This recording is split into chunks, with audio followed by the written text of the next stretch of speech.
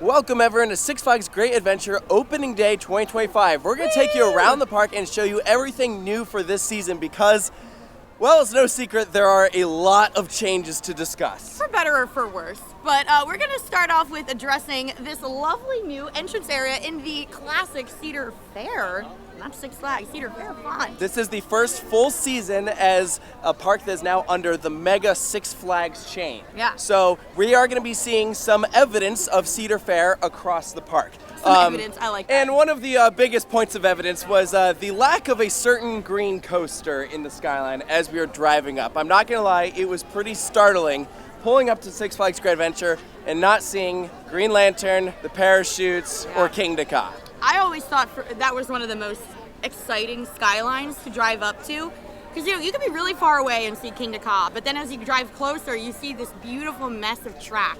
You have all these different colors of the rainbow, and it looks, to the untrained eye, like it's all just woven together, and it's so exciting to drive up, and now it just feels very empty. And I know that's not permanent, but for right now, it is kind of hard to see. As a lifetime fan of this park, I'm like, whoa. Yeah, Superman is all by itself, which is very, very bizarre. So these attractions closed at the end of the 2024 season. We didn't really get a official goodbye from the park until they had already closed to the public. But we do know that there will be a new for 2026 roller coaster coming to replace King Ka. And for now, we are currently actually looking at the Flash Vertical Velocity, which is a new for 2025 roller coaster, the first ever Vekoma Super Boomerang here in the Western Hemisphere. Yeah, so this actually was supposed to open up the year prior, and then there were some delays where it didn't happen. And now we are looking at it today, and it looks great. There's already people riding it. We get to do it at Media Day, and we had a really good time, but we'll, check it out today. Hopefully get a front row ride. We did not get to do that the other day, so. Yeah, and we do have a full video already up on the channel where you can go see our initial reactions to the Flash Vertical Velocity. So we're going to show you a bit of the Flash, but we're also going to show you a lot of the major gaps in the park's collection, like as you're walking around, all those rides of what used to be there, now there's nothing. We're also going to show you some of the little additions that they have added here and there, including a brand new baby giraffe here at the Wild Safari. We're going to show you that. Her name is Cora. We're excited to meet her. So let's show you around Six Flags Great Adventure.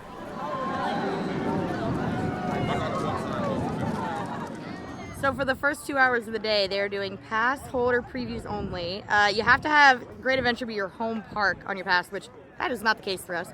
But the line stretches all the way back there, and it's also reservation only. So yeah, this is gonna be a line. That's gonna be a line. Yeah, it's unfortunate.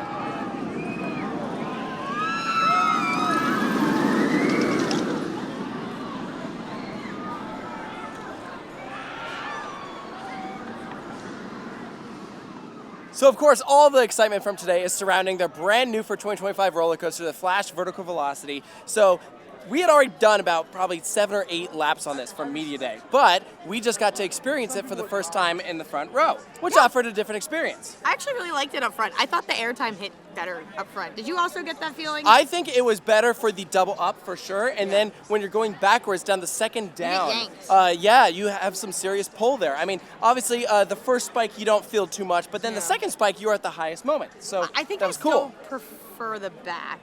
Yeah. Like if it was if I could only ride it once, which we just waited a very long time because it's one train and it's very busy, and it's a new ride, so it's gonna have little moments here and there where it goes down. So if I had to pick one or the other, I'd probably still do the back. I think what you just described, frankly, is a bit of an understatement. We just waited 3 hours. I was trying to be nice. We just waited 3 hours for the front row, and that was not the intention because we actually went up the Flash Pass line. Well, it wasn't we had just for the front row. Like every row was every that long. row was that long.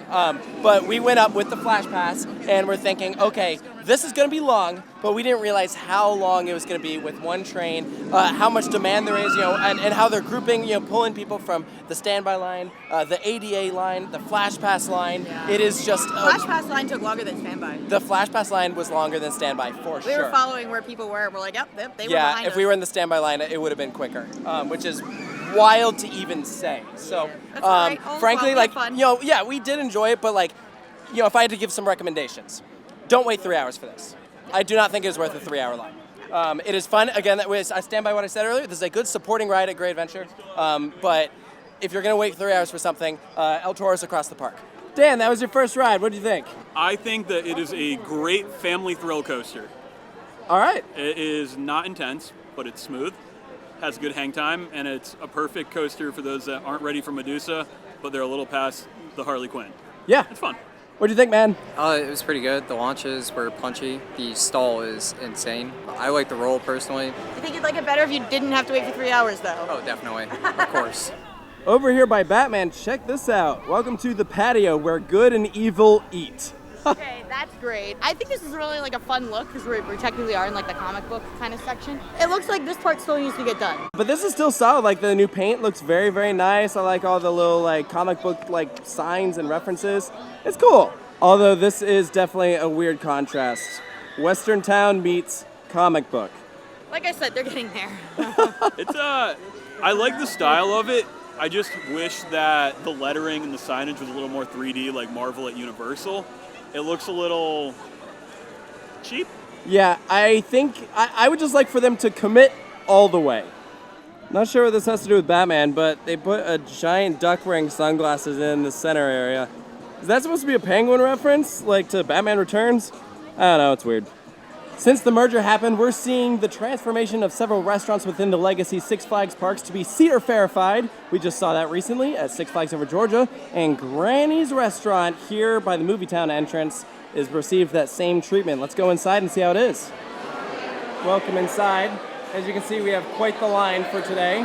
So here's a look at our menu. You can get chicken, chicken tenders, battered shrimp, pork loin, and the sides are mac and cheese, potatoes, veggies, and a side salad.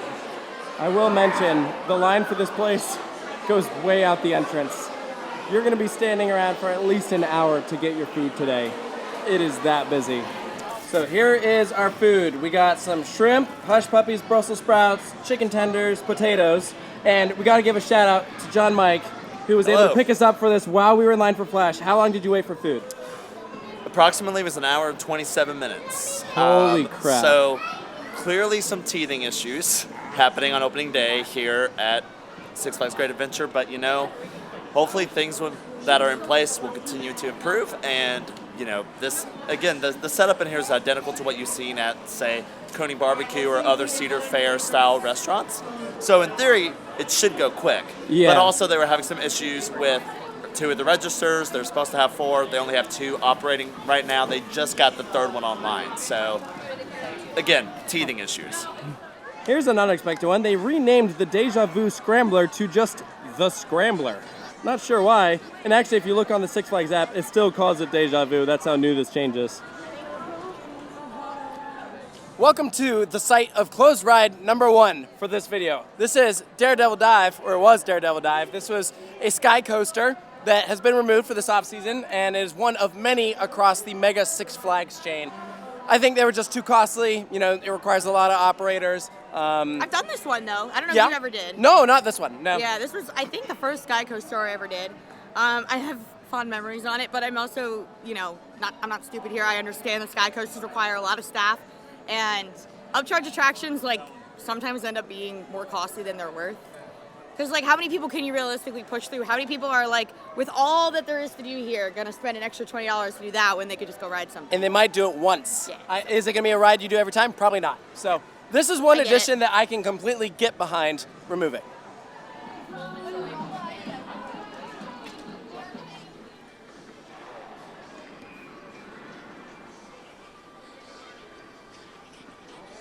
And welcome to the site of rides 2, 3, 4, 5, and 6.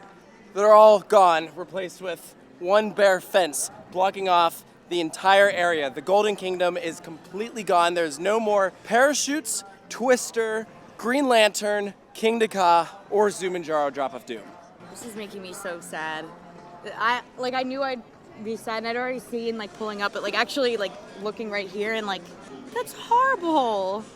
My God, it's nothing. There was so much life in this spot. I mean, granted, like I said, I didn't like Green Lantern. I get it. I understand.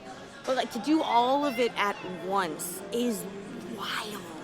It just looks horrible over here. It went from being so full of life to just lifeless. One thing is for sure, this area is going to feel a lot different next year once we have a new replacement. But the question is how much of it will be replacing those former attractions. If that's our Ka and Zumanjaro replacement, is there still a lot of empty space where Green Lantern was? What about where the parachutes and Twister were? Like, this area just it needs to change a lot in order to make it feel more complete. And you got to get rid of the DC theming for Superman. Like, it's the only attraction here now that has that theme. You got to repaint it, retheme it, just completely redo the entire boardwalk. Everything has to change. Yeah. My guess is they're going to tie this in with whatever they end up putting here and maybe making it all more open. I don't know how you can make the area feel that full again, because it was full in all directions, right? Like, I just went from being so grand, and like I remember being like little and just being like, whoa, like this is amazing. And now I'm like, the tallest thing in this area now is the slingshot, which I'm frankly, we'll see how long that sticks around for, right? This used to be like the spot in the park. You'd come here to Great Adventure and it was like, yes, we're gonna take a left immediately to head straight towards like King Ka. Granted, El Toro is still here, but now it's like the right side of the park now is significantly more stacked than the left. And you can see a section of track still sitting there from King Ka. So not all of it is gone yet. And right here next to Superman, you can get a look at their 2025 park map. So, I mean, great that you have Flash on here now, but this is where we currently are. The boardwalk, how different this looks. So that's where the Sky Coaster would be. Green Lantern was right here. King Ka, Zumanjaro was right here. Twister, parachutes, over there.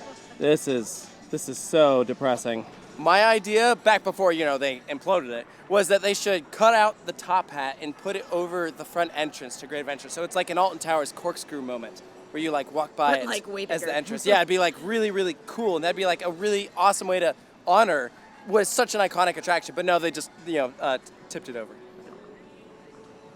I hate it. It's awful. This is so sad. This is freaking depressing.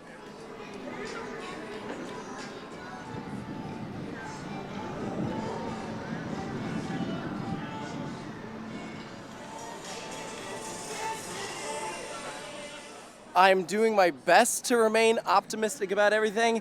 Obviously, it's hard to in the moment considering what we're looking at. But if there is a silver lining, I will add that, we've talked to a lot of different executives here in the Six Flags mega chain. And some of them have specifically said that the future that they are most excited for, out of all the parks in the chain, is Six Flags Great Adventure, which is a pretty bold statement to make because there's a lot of promising futures of all these other parks. But the fact that they said, no, they think that Great Adventure is going to be just like awesome and that this merger is really going to help this park makes me think that, while we obviously can't see what is planned for the future, but, clearly they have a plan in place. And so I think that at the moment it's going to take a little bit of trust that they will fix this place up and do good things in the future. We've seen how they've been putting more attention to detail in theming. In the Cedar Fair chain, they have put in some really spectacular attractions. It'll take a heck of an attraction to replace Ka, but we'll have to see. We'll have to see what it is, but 2025 is a tough year for Great Adventure. The Golden Kingdom sign is gone. I thought maybe they would keep the theme, which maybe they will, but unlikely if the sign isn't there anymore. Now it's set up with employee access only, so there's nothing left. Like, Ka was like the main thing over there, right? Like, they had like the gift shop, they had Zumanjaro obviously too. It's not like they had like restaurants or anything over there. Like, this was like Ka's home. It doesn't make sense to keep it open without King Ka. Maybe the craziest thing about this was like, it was just last year that they added a connecting path to connect the Golden Kingdom to El Toro over there, so you didn't have to go all the way around, and now it's pointless. And would you believe it, but they finally decided to sell King Ka merch, now that it's gone. A legendary run. Wow. Yeah, they actually have a couple options here. But yeah, you can see right here, 2005 to 2024. I mean, good on them for selling stuff, but it's like, where was this last year? So as we're walking towards El Toro, I was trying to figure out, what is this pole in the sky? And then I remembered that was where another one of our fallen attractions was here at Six Flags Great Adventure. That helps support the Sky Ride, which has been a signature of Six Flags Great Adventure for a very, very long time. And unfortunately, it also was removed over this off-season, which is very disappointing because these are a dying breed. And it was a great way to transport people from one side of the park to another when this place is very lengthy. So this one was definitely sad to see it go. This is always such an iconic view with the mine train going around the Skyride building, but now that it's gone, there's literally no reason for this building at all.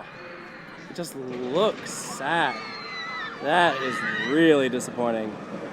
Hopefully they find something to do with it soon. Out of all of the views we've had so far of where Ka used to be, I feel like this one is the most sad to see. Like, this was like the iconic spot of Great Adventure. Now, something's missing. I'll admit, at the moment, walk around Great Adventure is pretty tough. This is a sad time of year to be here. But there is something very, very positive that is new at the Six Flags Great Adventure Resort this year. We're here at the Savannah Sunset Station. Let's go take a look.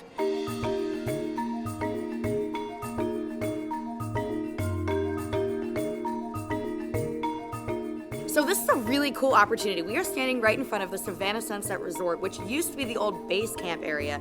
This actually opened last year, but not for the entire season. This will be the first full year of this being open, and we're gonna get to check it out. It is really out here, you guys. Like, there's nowhere for you to like pull up your vehicle and park. Like, once you are here, you are here. They have 20 of these cabins right here. It's like a fancy way of glamping because you're literally overlooking the safari, and the giraffes will come right up here, and you can have the opportunity, if you stay here, to feed one. So they're actually giving us the opportunity to take a look inside of the rooms here, and what they were telling us is that everything here is authentically South African. So they had a team come in from South Africa to build these so they're as authentic as possible. And here we are inside one of the one bedrooms. So this is a king bed. You can see how it's designed to feel like you're in a tent, but it's very, very nice. Well furnished. Here's the bathroom. Wow, this is huge. This is really, really cool. And again, everyone has their own personal balcony right here. So in theory, the animals are right outside your window. This is really cool.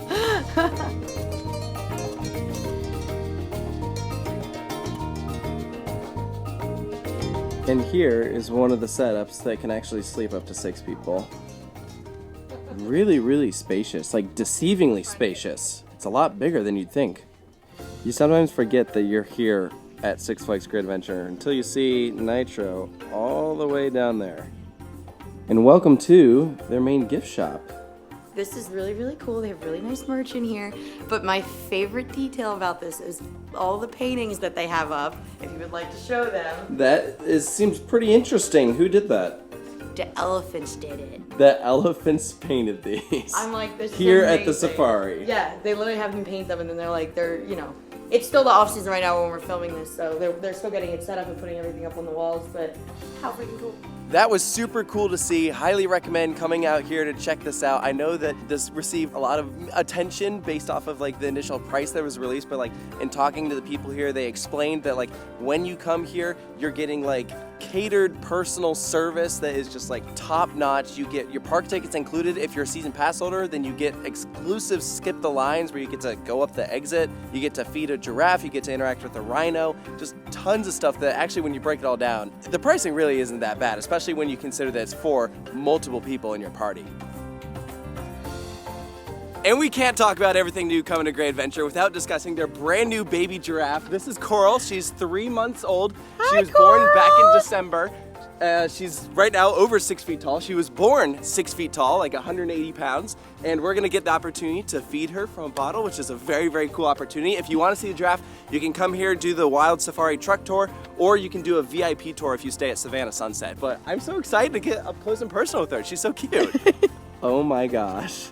Feed in a bottle! Oh my gosh, you are so adorable.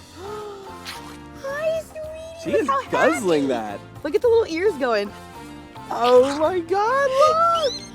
Oh, the milk is so warm. Yeah. There you go. Wow. She's like forceful. She's like putting a lot of like pressure. Oh! She would slobber your face. It'd be really gross.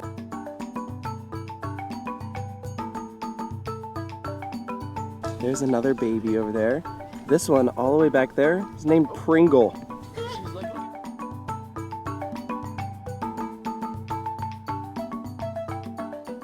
Wow, you are very tall. That's a lot of humans. How's the weather up there?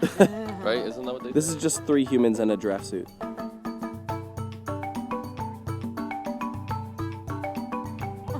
Aww. That was adorable. Huge thanks to the folks at Six Flags Great Adventure for giving us the opportunity to see Savannah Sunset. That was awesome. You might recognize this spot. This is where the Safari Off-Road Adventure place used to be. Right now, it is sitting quiet because they have changed the setup of the Safari. So now, we have all this space that is sitting unused. And I like to think that in the next couple of years, after they've paid attention to the boardwalk area, that maybe they'll pay attention to this area too. Well, right now Medusa is like a little lonely back here, and I think freshening up this area and adding another thrill coaster would be very welcomed for this park. It's actually take it out of my.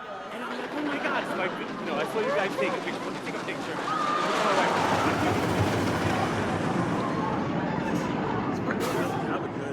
So naturally, we decided to end off on a high note today, and what better way to do that than to ride the undoubtedly best roller coaster at Six Flags Great Adventure. Undisputed now. Yeah, El Toro received some track work over the off-season. This is part of a multi-year process. So whether it's next year or the year after, this attraction is going to be in tip-top shape. Now, the track work that was done over this off-season is spotty. So it's not like they did just the first drop or just a part of an airtime hill. It's in little bits and pieces. But, after riding in the back car, I can confidently say it was running great. So I was on an on-wheel seat. Yeah. And even last year, they're not bad. Right. How about for you? Yeah, I was in the very, very back row, and I really didn't think it was bad at all. I think it was last year or the year before, there was a pretty bad pothole at that turnaround, and of course that is completely gone. I mean, it still has, some jolts that come with being a wood coaster, an aggressive wood coaster. I say, like, of that scale, too, I mean. Yeah, I didn't think it was bad at all. I think it's running awesome. This is a phenomenal ride. So that does it for Six Flags Great Adventure Opening Day 2025. Not gonna lie, this was a bit of a rough one. It was a doozy, yeah. That's for sure. But a lot of those problems will change with time. Like as it progresses later and later into the season, I'm sure that some things will improve, particularly Flash's uptime. The ride operators, the maintenance team, even Vekoma are gonna be getting the hang of that thing. And so that will be a big plus. If you come later in the season, you'll probably have better chances of getting on it and not waiting as long. Yeah, and a lot of the things that were complaints from people today are, like you said, things that are going to change shortly. Like El Toro's on one train, that's not going to last for a long time. Some of the restaurants are not open right now, which is why Granny's had such a long line. That will change soon. I definitely think they're a little understaffed. Maybe they didn't know it was going to be so nice out. I don't know, but I know things are going to get better. I know this park. I love this park. It's not perfect. Obviously, the loss of so many attractions, including some pretty major ones, is not great for capacity and for guest experience. But I kind of think about it the way I think about sports teams, right? Sometimes when you're at your peak and you're winning like crazy, you win your Super Bowl, you yada yada. Then you often have some time where you're low again afterward, right? You have rebuilding years because good things don't always last forever, right? You're gonna have periods that are crazy successful and everyone's riding on a high, and then eventually things are gonna start to regress. And right now we're at that low point, and it's gonna go back up. It's just how long is that gonna take? I don't know. It might be a few years until we feel okay, we're at a place where this feels like Great Adventure again. Yeah, no, I like that. I think that's great. And again, just reiterating what we've heard from so many executives in the chain, they are putting an emphasis on this park in the future. And we're at the point now where there's a lot that you could add to improve Six Flags Great Adventure. So the potential is super high. This could be a Cedar Point of the East, if they wanted to be. If they really want to put the money into it, they have so much room, so much potential. Already have a great lineup. Not a lot of crap, we talk about some parks have a little bit of crap. They have some rides that are why is this here? Everything here is pretty good. Everything has a purpose here. And I'm okay, I can work with that. Yeah, absolutely. I'm really looking forward to seeing how this park changes over the next couple years because 2025 is not its year. Last year during their big anniversary was not their year. But I'm hopeful that things will improve. But today was a sad day. It really was. a little rough. Seeing all the big changes, all the I had fun, attractions though. gone, like even knowing that they were going to be gone, still seeing it in person, it hits different. It does. But you should still come out and take a ride on Flash. It's still super yeah. unique. It's the only one in the Western Hemisphere. You got to give it a try. I do highly recommend it. Yes. So, yeah, we hope you guys enjoyed this video, and make sure to stay tuned for more here at Coaster Studios, and we'll see you next time.